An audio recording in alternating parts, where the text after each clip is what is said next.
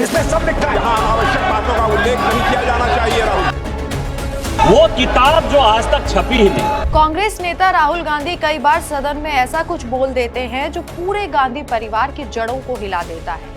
Rahul Gandhi Congress party के लिए एक ऐसा निवाला बन गए हैं जिससे पार्टी ना उगल पा रही है और ना ही निगल पा रही है। हाल ही में नेता प्रतिपक्ष ने एक अनपब्लिश्ड बुक को लेकर सदन में खूब हो हल्ला किया, लेकिन क्या हुआ?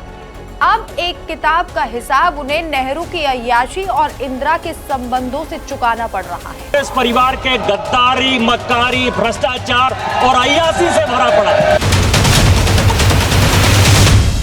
4 फरवरी 2026 को जब राहुल गांधी जनरल एम नरवणे की अनपब्लिश्ड किताब को लेकर पीएम मोदी पर हमला बोल रहे थे, तब निशिकांत दुबे ने एक झटके में 6 किताबें सदन की मेज पर पटक दी और गरजने लगे।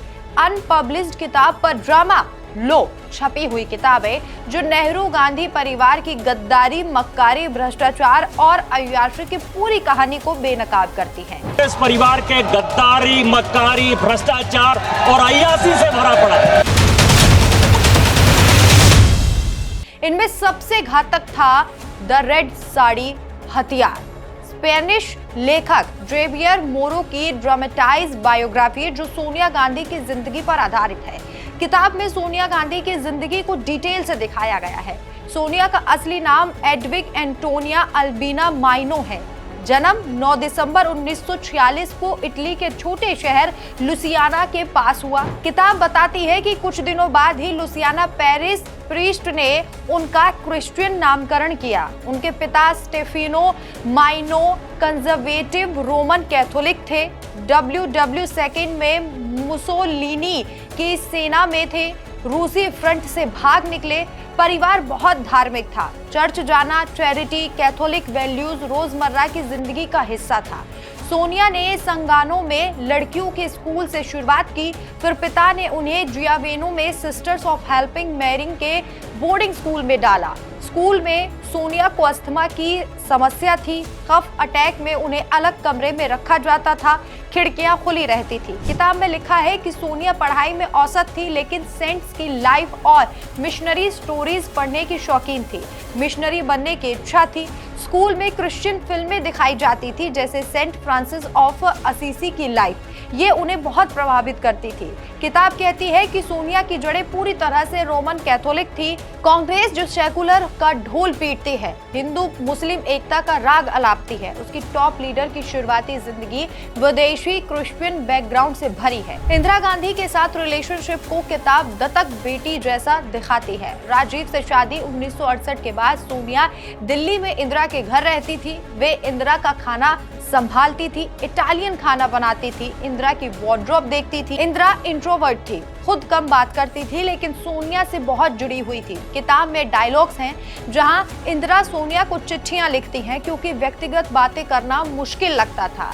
सोनिया इंदिरा को मदर फिगर मानती थी। किताब बताती है कि सोनिया ने इंदिरा के घर में शांति और संतुलन लाया, खासकर इमरजेंसी और संजय गांधी के दौर में। लेकिन ये क्लोज बॉन्ड सोनिया की इटालियन क्रिश्चियन पहचान को बार बार हाईलाइट करता है, जैसे इटालियन खाना बनाना या यूरोपियन स्टाइल।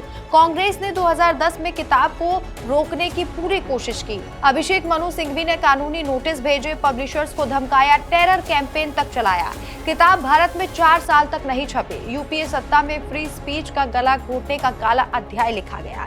लेखक जेवियर मोरो ने कहा कि कांग्रेस ने इंग्लिश वर्जन को दबाया। बीजेपी के सत्ता में आते ही 2015 में ये रिलीज हुई और बेस्ट सेलर बन गई। दुबे ने कांग्रेस की अनपब्लिश्ड किताब पर हंगामा करते हुए इस पूरे ड्रामे को एक तमाचा मारा।